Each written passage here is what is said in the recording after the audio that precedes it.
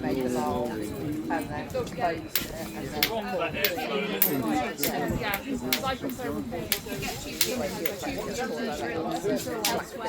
Close to 1300 degrees, that's too hot. That's me doing too much of this and not keeping an eye on that. You that saw me and put up with me this morning, well done, you made it. We are at the next part of prehistory, as good as the Stone Age, but both significantly better than the Iron Age, where things just get a bit modern and boring. We started our timeline earlier at around 1 million years ago, when we were looking at those subgroups of Heidelbergensis that would have been living in southwest and southern Britain, using hand axes like these, that as we now know take around 15 to 20 minutes to make from scratch, using these to butcher horses, bison, the like.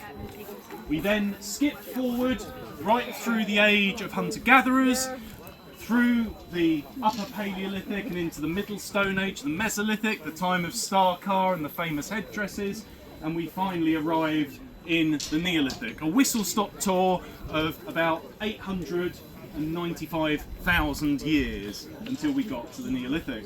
We then looked at the process of turning your local rock, the microdiorite group 7 from Penmaenmawr and on the other side, Cumberbecken, into roughouts, which would then be refined through further flaking to a refined roughout that would be polished backwards and forwards on my polissoir, that block of sandstone, until we ended up with a polished axe head, very much like this, that would be fitted into a wooden handle, binding and glue not required, and used to cut down trees. I suppose the one thing I didn't really go into when we were looking at these axes is we looked at the how long in the production time, but how effective would these axes be for actually cutting down a tree? How much time?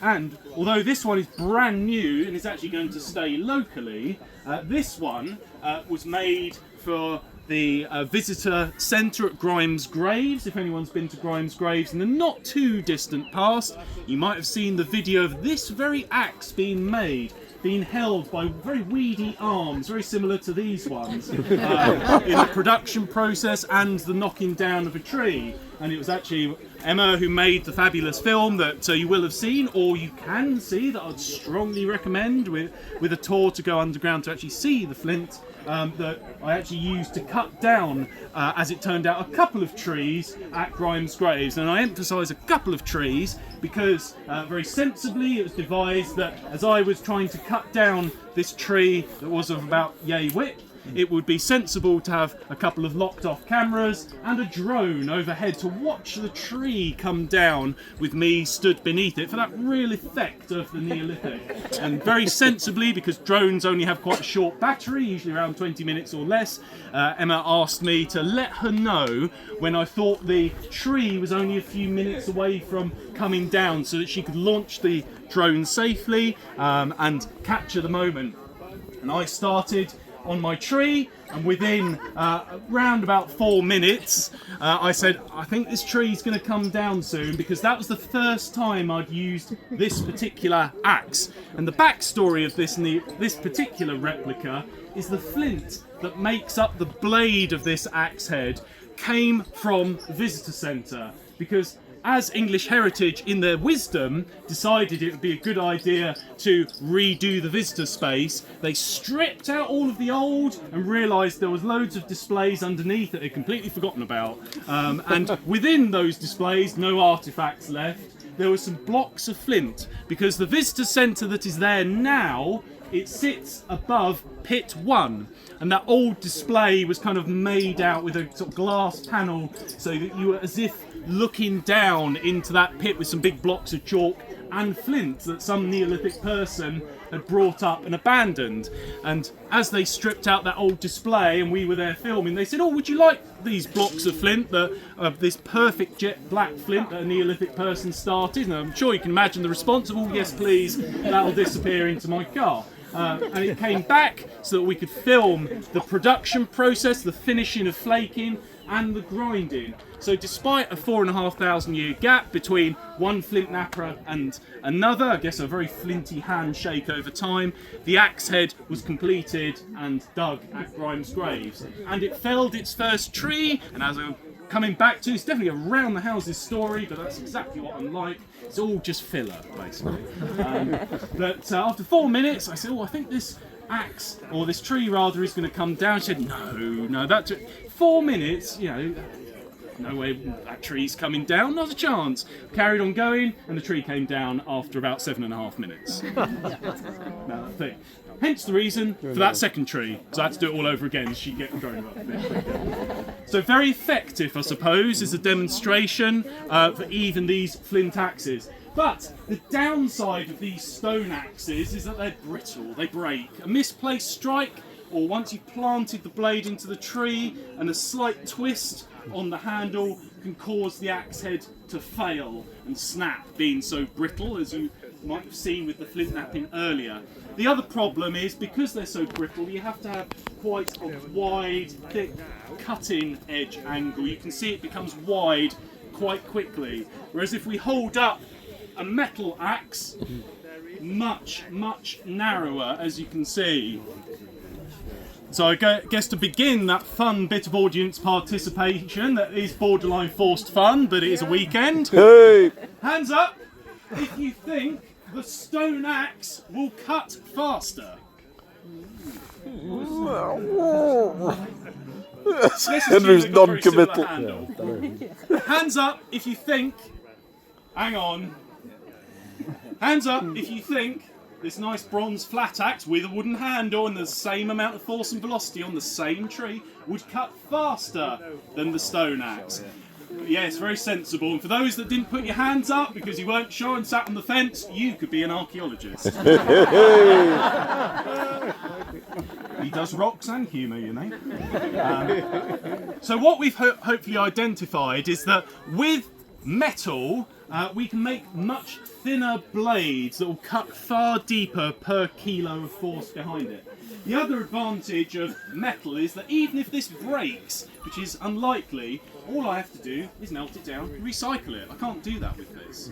The downside of metal tools is that for those first two metals in Britain, copper and gold, they don't occur everywhere. Now you're very lucky around here because you have quite a big source of copper, well, in fact in several locations around here.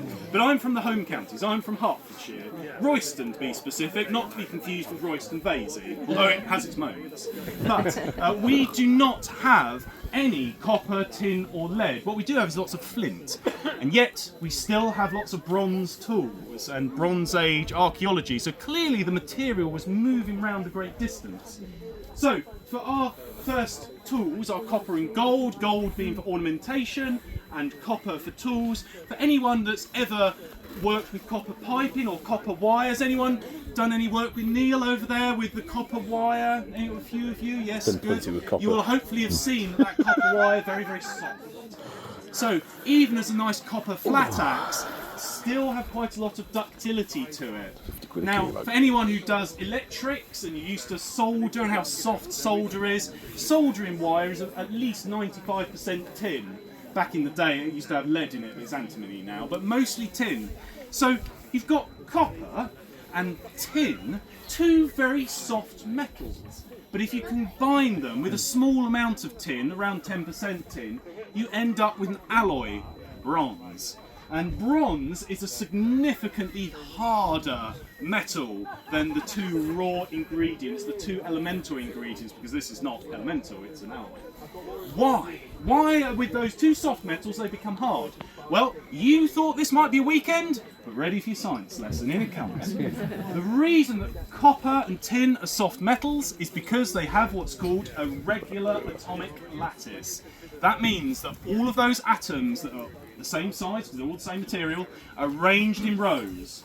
As you bend a piece of copper or tin, those regular atoms in their regular rows can easily slide over each other. As one moves, it leaves a space behind it, just the right size, for another to fill that is the same size. So that's why you can continuously bend a nice piece of copper or tin.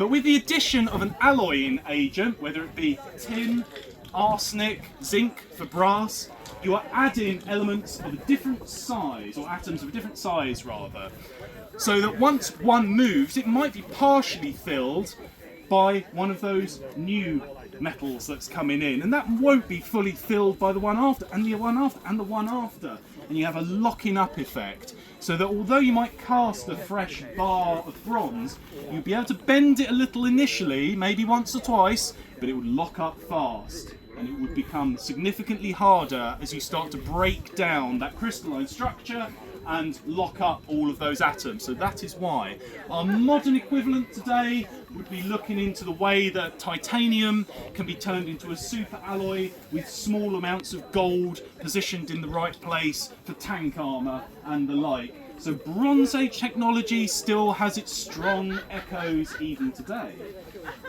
The direct application of bronze in the modern day, bronze you'll almost have seen many times for sculpture. In nice settings, sculpture parks, or for famous individuals. That is usually an aluminium bronze. It's the aluminium that is the alloying agent. For anyone that's ever been on a boat or owns one, you might have a bronze propeller. Now that will almost always be a silicon bronze. The bronze that you might find in machinery, as many machines still rely on bronze bearings, it'll almost certainly be a phosphor bronze. The bronze that you can see in front of you, and the bronze I'll hopefully soon be pouring, is a true bronze. It's made up of tin exclusively. Tin bronze is really not used very much today at all, because tin is quite valuable, it's quite expensive, and its application is certainly not for bronze axes, well, apart from me. The extra metal that was used in the Bronze Age, but I am not using today, was lead. Usually around 2 to 3% lead, although towards the end of the Bronze Age up to 30 or even 40% lead was added occasionally. Different story, we might get onto that later, otherwise we'll go off on a big tangent. So for my development of axes, we've got that nice flat axe that would be fitted into a wooden handle, very much like my stone axe, and would cut very effectively. And you can see the nice decoration on the front that was done after the casting. This could be a way of the maker, the metal worker, to show who made it, or for the owner to show who owns it. Because if you owned an axe like this just over 4,000 years ago, you would be a very, very, very special person. Metal was a brand new technology. It was only accessible to a select few. Most people only had access to stone tools. So, if we were in a Stone Age group, or you lot were in a Stone Age group, only used to your stone tools, and you've perhaps heard of metal but never seen it, and I walked in one day and I said, oh, your stone axes, I have one of these. How many of you would prefer this over this? How many of you would prefer this? Oh, yes. Alright, a couple of uncertain hands. I can put this into a modern perspective. If we're all in the playground, for whatever reason, let's say we're all the same age, and you've got your footballs and the like, bear with me, got your footballs and the like, and I walked in and I said, I've got a lightsaber, and it's a real lightsaber, would you want one? Probably. So that would perhaps be the modern equivalent. He adds in the probably just to drive it home. So that new technological leap gave people an ability to show status and power over others. And unfortunately, humans are human. We experienced the violence of the Neolithic beforehand. Now we're into the realms of control, whether it be through religion or technology or even access to it. The downside of these axes is that, a bit like stone axes, they can work their way back into the handle and eventually split it. It can also work its way up, downwards, and even detach from the handle. So there are disadvantages. A little bit later, someone came up with the design for the flanged axe, and the flange axe is not the shape of the blade, it's these parallel ridges that would allow it to be fitted into a much more slender handle, a number 7 shaped handle, very much like this one, like so. The disadvantage of this is that although you've stopped it being knocked upwards or downwards, it can still split its way or work its way back into the handle to split it. There's nothing stopping it. So a little bit later, someone came up with the idea for slightly taller flanged walls, but also this stopper ridge halfway down. Now these kinds of axes are known as pal stave axes, and this one specifically is a shield pattern type 1 from the Acton Park phase. I hope you remember that. The reason being that this particular axe is very special for your nearby landscape because recent work was done on this exact type of axe, which was a... Halstave axe. But specifically this type was a... Acton Park. Shield pattern type 1. We got there in the end. I can tell that you all remembered very, very well. Brilliant. Perhaps a poor reflection on the teacher. I'll have to try a bit harder. But shield pattern type 1, as I said. This particular axe has been found across Britain and Europe. But where were they made? What were they made of? Well, of course, copper and tin, but where was the metal coming from? Recent analysis looked at 98% of these axes. I'll get back to that. I guess jump the gun a little bit. A sample of these axes was done, hundreds of them, that found 98% of them, here it comes, was made of copper from the Great Orme. So a huge, huge amount of metal. And bearing in mind, this was not the only object they were making at this time in the early Acton Park phase. They were making swords, spears, other axes, knives, you name it, even shields made of metal like that one. Almost certainly all made with a significant proportion of Great Orme copper. To really put it into perspective, the copper mines at the Great Orme during their peak are estimated to have had extracted from them around 40,000 tonnes of copper ore. Probably mostly lifted by children about your age, because many of the tunnels underground, if you've seen it, are very, very narrow, that could only have been accessed and operated in with a bronze pick or some similar tool like this one with that nice bronze tip by a very slender small person. From that 40,000 tonnes once refined, it would have been enough to make 2,000 tonnes of refined copper, which when it comes down to these is enough to make 10 million axes that came from that mine, which just shows you the sheer amount of industry going on at that mine. It is an incredible place for putting what would be Britain into the Bronze Age world. Now, for those that perhaps know a little bit of their prehistory or geology, our other ingredient that I mentioned, tin, cannot be found around here occurring naturally, but it can be found to the southwest in Devon and Cornwall. And further recent analysis looking at bronze objects from around Europe and particularly the Aegean has shown that British tin was making its way right into the Levant and Turkey.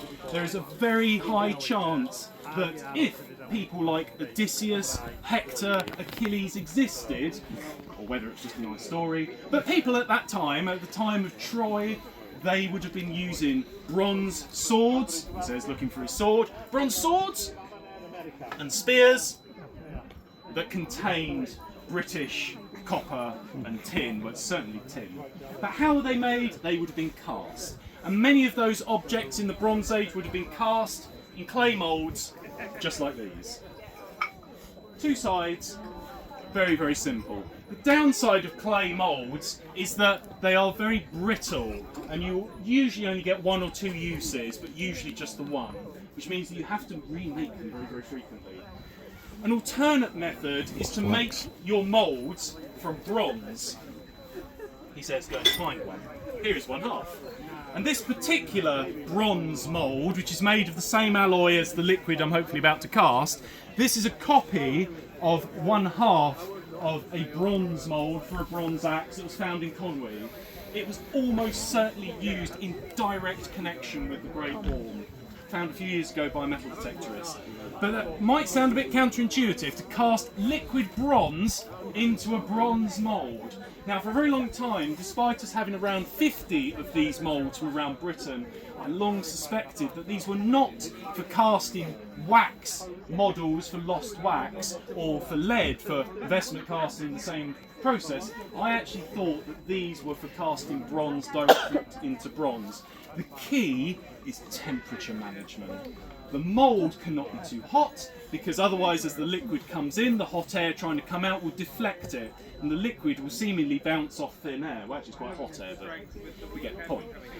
If the mould is too cold and you pour into it, as that super hot bronze goes in onto a cold surface and makes contact with the cold bronze, it will reach the bottom, get to that cold bit, and then go BANG!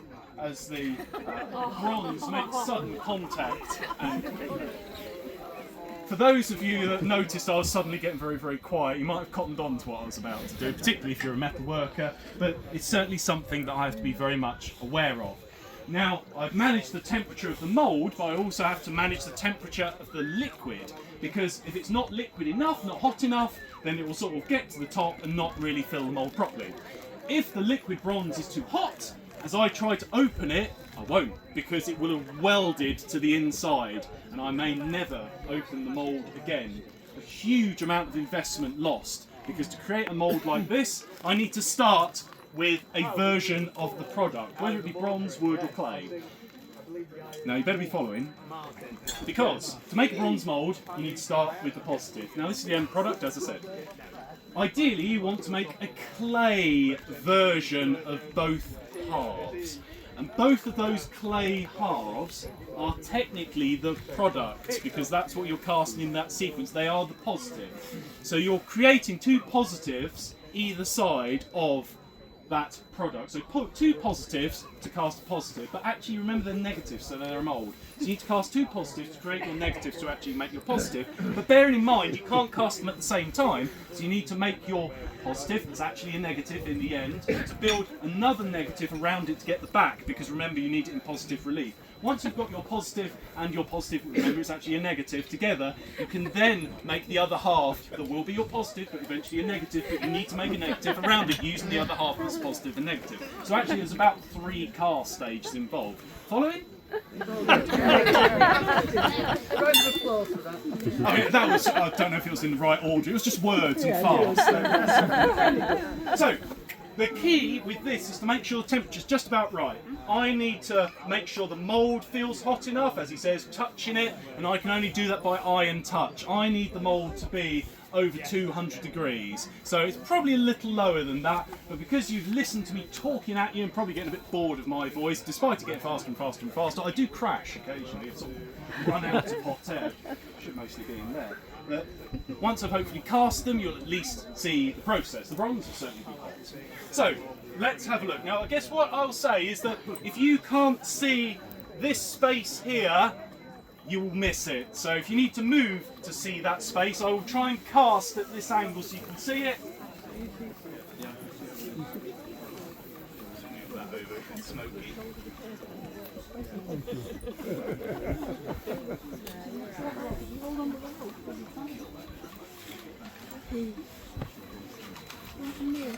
Quite experimental archaeology, because there's no experiment as such going on. It's not under test conditions, but it's within the process of discovery. Will the moulds work? Will James be able to cast accurately, or will he get very hot feet?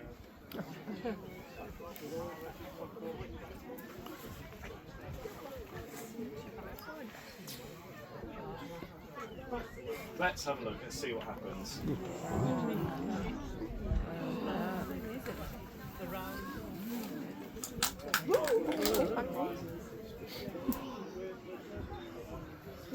There we go. Liquid is a very sand-rich ceramic. So that popping noise you heard was probably a tiny bit of moisture still in the mould. Looks tasty. Yes, it's sort of the forbidden drink. But what you can see is that it stays liquid for quite a reasonable amount of time.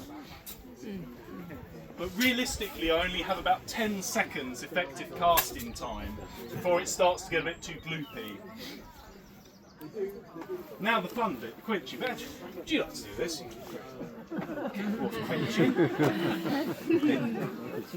I'll do the nervy bit, you can do the fun bit.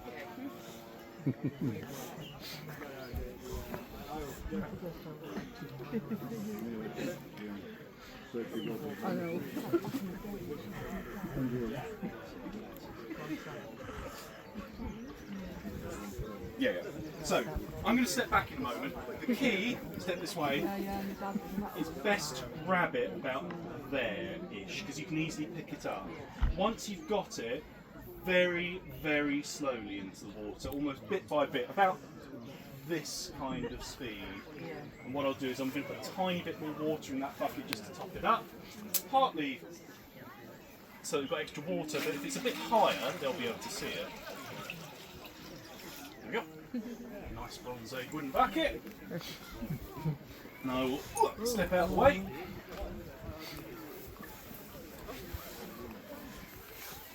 And if you drop it, just step back.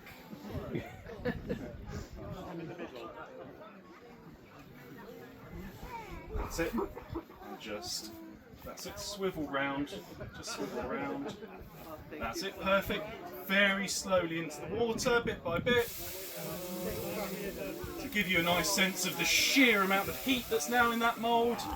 That's it. Keep going. Slowly lowering. Perfect.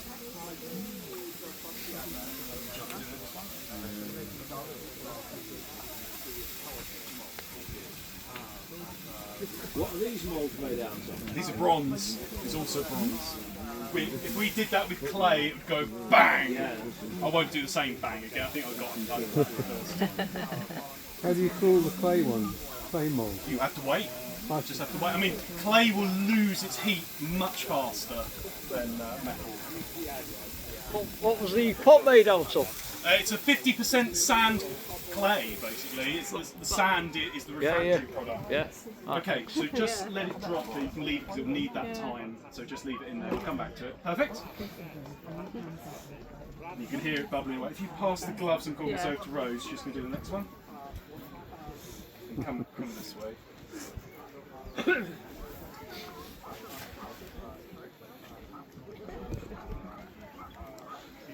Are these the ancient craft apprentices? Oh, they didn't want to get the lead poisoning. Yeah, well, I mean, to be honest, we're saving them a tough life down the mines. They're going to be metal workers. They don't know it now, but they're blessed. Right, so what I would like you to do is grab the mould. You can see where the tongs are, or the tips of the tongs. Grab it on the side, like so. Just get it the other way around. Grab it like that. And then lift it, and then very slowly into the water, as Henry did. Okay? I'm sure it'll be fine.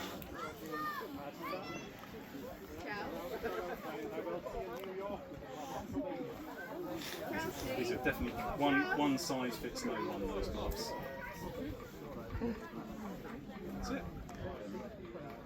And go underneath the collar of the mould. Perfect. And get a good grip. Pinch the arms together. Excellent. Over to the water, so just swivel around. Very slowly lower it. Perfect. Keep going, you're doing fine. Yeah. That's it. Keep going, keep going. Keep going. Perfect. And once it's underwater, you can let go of it because it will need to stay in there for a moment. Well done.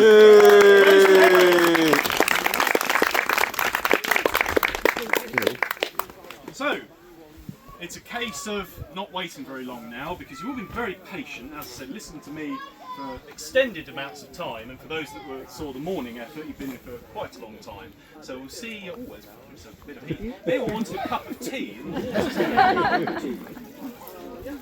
Let's see, it's a weird sensation because you can feel the extreme heat of the mould, but because it's underwater, it doesn't stick to you. That's encouraging. So your fingers aren't melting then? I would have been a terrible science teacher. Wouldn't I? Yeah, just put your finger in that. You used to do, what do you mean? Yes. So, as I said, because of those pops in this mould, I wasn't terribly confident that this would have been a good cast. What we have noticed is that even atmospheric pressure can have a really noticeable impact on the quality of the cast, and even for this morning, not ideal conditions because really you want to keep the whole setup as dry as possible. ideally in a nice round house. And although this is round and sort of a house, it's quickly put up this morning. So even atmospheric pressure and moisture can cause a problem. But if I can carefully open it, I might need a tool to. Yeah, that's going to need something to assist in the opening. No, I'll just use my hammer. Perfect. A thin piece of wood. It's my lock, I suppose. That's what it's there for.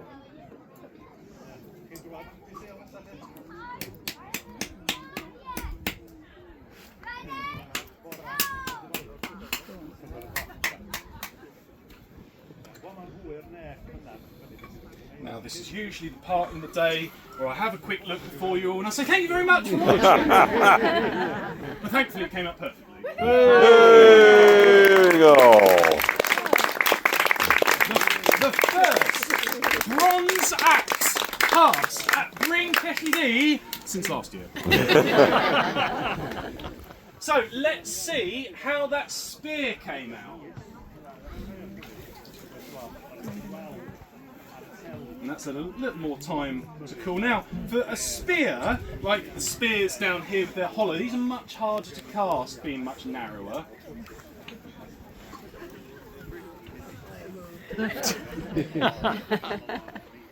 After the Bronze Age is the Iron Age. Hopefully we can stick with the Bronze Age with a really good spear. Oh, very good. Excellent.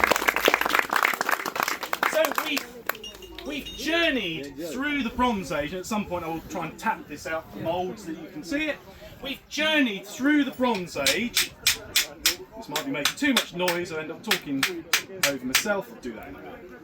We've journeyed through the Stone Age, through hand axes of the Paleolithic, the hunter-gatherers of the Mesolithic at Starkar. We got to the Neolithic and the axe production landscape in the hills above Pemaimaua and Fempavechan to produce our lovely Group 7 axes. We've then moved on to the Bronze Age, starting off with copper and gold. All of this around the time that Bring Dilley was being used, occupied in the nearby landscape, and an important part of society for ritual and ceremonial purposes, meaning we don't really know what at the point. And as we get through into the Middle Bronze Age, the Great Orme copper mine reaches peak production, sending copper all over Britain. And as we get to the Late Bronze Age, with the appearance of these leaf swords, lunate spears, and even these rather nice but vicious looking tools, which are not weapons, it is in fact a sickle, that was found still in its wooden handle in Shinewater Park near Eastbourne. You can almost imagine it being used in a kitchen, gardens, or OXO, or Joseph and Joseph written on the side. But it's certainly a time when people were exploring new tools and methods, and even starting to use ornamentation made out of hammered gold for cloak fasteners, or it might even be a nice little symbol set. Really effective, but we don't actually know what they are for at the moment. Telephone. Indeed. The final, I guess, send-off as a thank you for watching, and I'll hopefully see you next time, is this. Not a local find, but for some of you, you might recognise the Nebra Sky Disc that was found in sort of central North Germany by a metal detectorist who was operating illegally on a scheduled monument, but found this curious object alongside some bronze axes and daggers. He tried to offer it to the local museum for a price, but understandably they turned him down. And after a police operation to try and track this object down that could be made into a feature film, he was eventually caught in a Swiss cafe trying to hand it over for a sale in the region of 500,000 Deutschmarks. Gives you an idea of how long ago it was. The important thing about this object is its uniqueness. I'm sure many of you can recognise what it symbolises, and I'm sure you can tell me what this is. Could be the moon. Well, we'll get to that. The moon, crescent moon, and this? some division. Sun, moon, we're not sure. And we are indeed unsure. For these small dots around both the sun, stars, and in fact we might even have a more recognisable constellation in the form of possibly the Pleiades. This disc was made in about 4 phases. The bronze was hammered out for the back-end disc, and then the sun, or full moon, and crescent moon and stars were added. The next phase were these strange margins on the side. They could be the horizon, they could be the division between night and day, we don't know. This curious curve at the bottom was added in phase 3, and we don't know which way that it was displayed. The final phase was the addition of these holes over a timeline of about 200 years, so across several generations. This is the oldest depiction of the cosmos currently known in the world. It was recently thought by, I guess I should call them colleagues, that it could actually be Iron Age, and they were Iron Age specialists, so you know you have to give them almost pity. Sorry for the Iron Age specialists, but silly time period.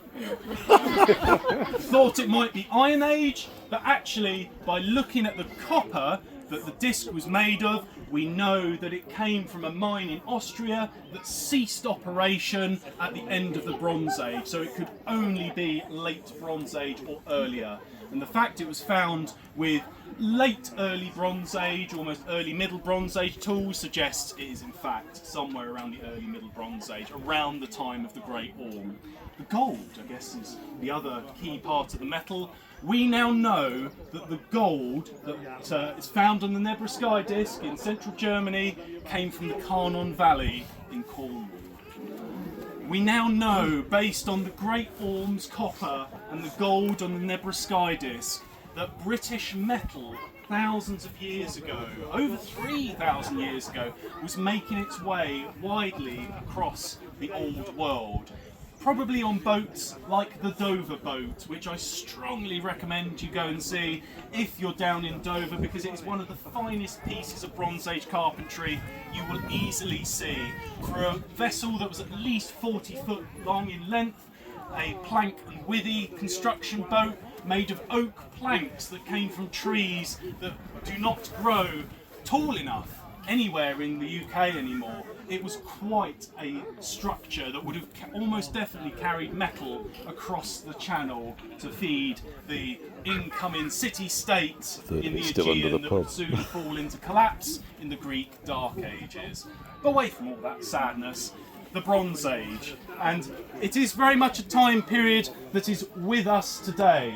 We will all carry a bit of the Bronze Age, either in our genetic sequence and appearance, or indeed the technology that we rely on today, whether it be metal tools and many others, various types of pottery. Honestly, it's a very, very long list.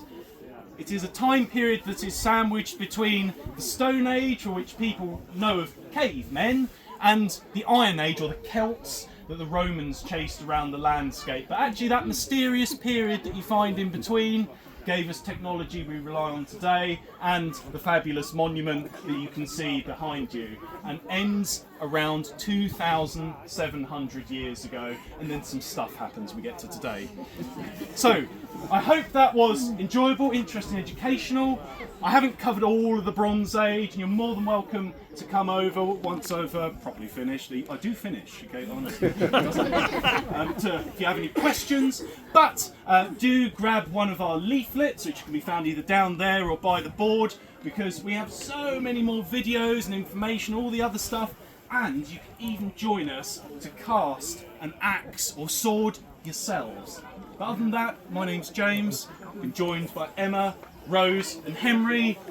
Enjoy the rest of the weekend. Thank you.